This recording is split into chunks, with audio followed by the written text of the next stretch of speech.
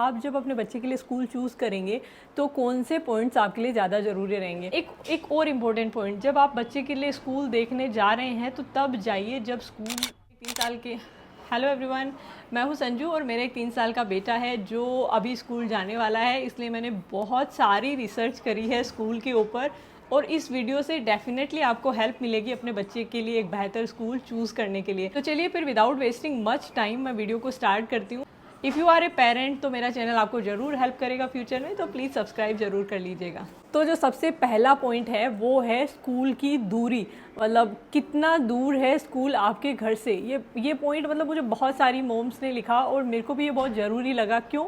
क्योंकि जब आप पहली बार स्कूल बच्चे को भेजते हैं, जब स्कूल की दूरी कम होती है तो जो सबसे इम्पोर्टेंट पॉइंट ये है कि ओब्वियसली बच्चे को लाने और ले जाने का टाइम आपका बचने वाला है।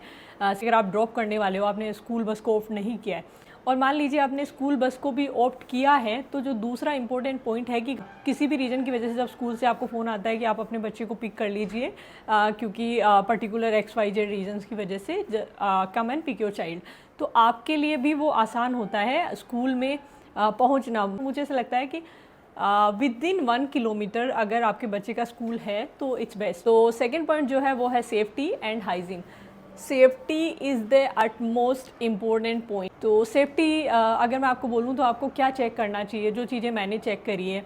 तो जैसे सबसे पहले अगर प्री स्कूल है, बच्चा जा रहा है, तो सेफ्टी के हिसाब से वो बेबी प्रूफ होना चाहिए। मतलब अगर मान लीजिए आपका बच्चा थोड़ा बहुत गिर गया खेलते हुए, तो वो इतना बेबी प्रूफ होना चाहिए उसमें कि उसके कहीं ज़्यादा चोट नहीं लगे, शार्प एजेस तो नहीं है, कॉर्नर तो नहीं है। जैसे मतलब मान लीजिए क्लास के डोर्स हैं तो वो किड्स की रीचेबल रेंज में बंद होने वाले नहीं होने चाहिए। अगर हम हाइजीन की बात करते हैं तो आपको मैं हाइजीन चेक करने का एक बहुत ही जो मतलब मेरे को मेरे एक फ्रेंड ने बताया था, बहुत ही अच्छा तरीका जो मुझे समझ में आया। आप ना वॉशरूम चेक करिए, आप हमेशा वॉशरूम चेक करिए कि क्या वो नीट एंड क्लीन है। बाकी देखिए मतलब कि साफ़ सफाई कैसी है, उधर स्कूल्स वगैरह क्लीन लग रहे हैं क्या।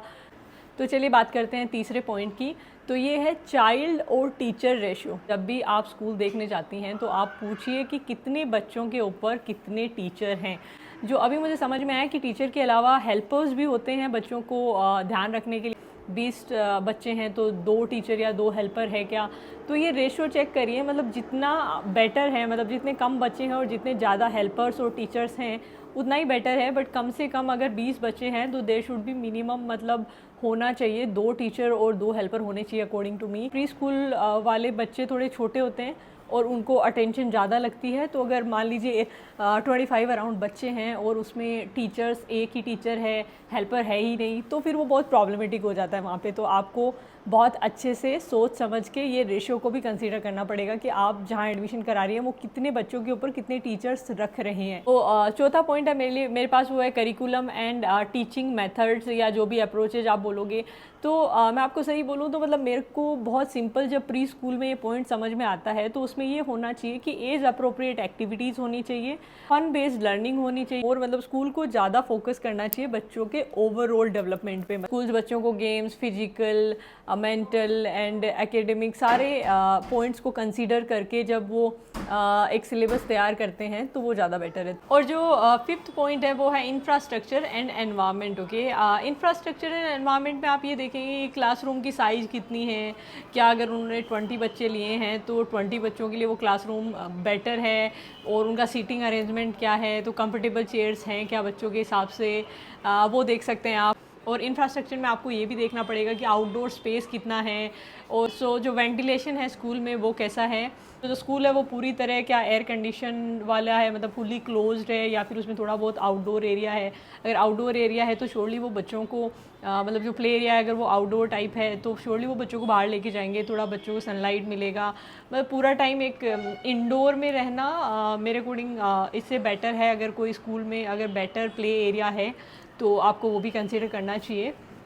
ये हुए मोटे मोटे 5 पॉइंट्स। इसके अलावा जो एक पॉइंट वो बहुत ज़रूरी है वो है कि जब आप बच्चे को स्कूल स्टार्ट करते हैं तो उनका एडजस्टमेंट वाला सेटलमेंट कैसा है। मतलब जैसे मान लीजिए अगर मैंने स्कूल स्टार्ट किया तो स्टार्टिंग में क्या वो मेरे को आने देंगे साथ में बच्चे के, या फिर मेरे को बाहर वेट करने बोलेंगे, और जब बच्चा थोड़ा रोता है तो क्या वो मेरे को आने देंगे, और क्या स्टार्टिंग से ही क्या उनका क्लास 3 आवर्स है। क्योंकि एक पहले ही दिन आप जाओगे और बच्चे को 3 घंटे छोड़ दोगे और बच्चा रह जाएगा, ये थोड़ा सा हार्ड है। तो मतलब शुरू में क्या होता है, कुछ स्कूल से ना आधा घंटा रखते हैं पहले दिन, फिर 1 घंटा रखते हैं, पेरेंट्स को बाहर वेट करने बोलते हैं। तो वो जो उनका सेपरेशन पीरियड है वो क्या मतलब कंफर्टेबल है आपके और आपके बच्चे के दोनों के लिए, तो आपको वो भी उनसे बात करनी पड़ेगी। इसके अलावा क्या है, आपको हमेशा ऑनलाइन या ऑफलाइन जैसे भी आप फीडबैक उस स्कूल के ले सकते हैं, आपको अच्छे से चेक करने चाहिए। मैंने अपने बच्चे का स्कूल सेलेक्ट कर लिया है, क्योंकि साउथ में स्कूल जून से स्टार्ट होता है, तो स्कूल जून से स्टार्ट होगा। एंड आई नो नॉर्थ में स्कूल अप्रैल से स्टार्ट हो जाता है। तो एडमिशन्स आजकल थोड़े पहले करवाने पड़ते हैं, क्योंकि सीट जो है वो भी बुक हो जाती है। इवन मुझे कभी नहीं पता था कि नर्सरी और प्ले स्कूल्स वगैरह में भी इतना ज़्यादा है कि आपको 5-6 महीने पहले ही जाके देखना पड़ेगा कि भाई स्कूल में एडमिशन मिल जाए।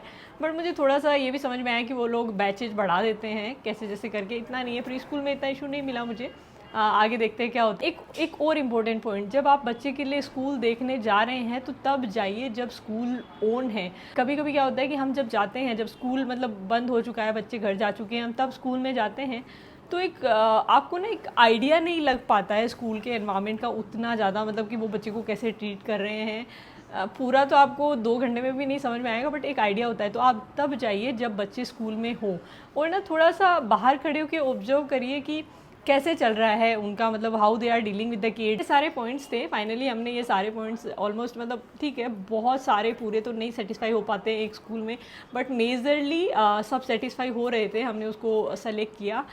तो आप देखिए ये सारे पॉइंट्स आप नोट डाउन करके जा सकते हैं। स्कूल जाने से पहले आप टीचर से बात कर सकते हैं इन पॉइंट्स पे, तो इसलिए आपको ये वीडियो हेल्प करेगा। तो okay, thank you for watching. और फ्यूचर में बेबी से रिलेटेड, पेरेंटिंग से रिलेटेड और ज़्यादा कंटेंट मैं इस चैनल पे डालने वाली हूँ, तो please subscribe my channel. Thank you for watching, bye bye.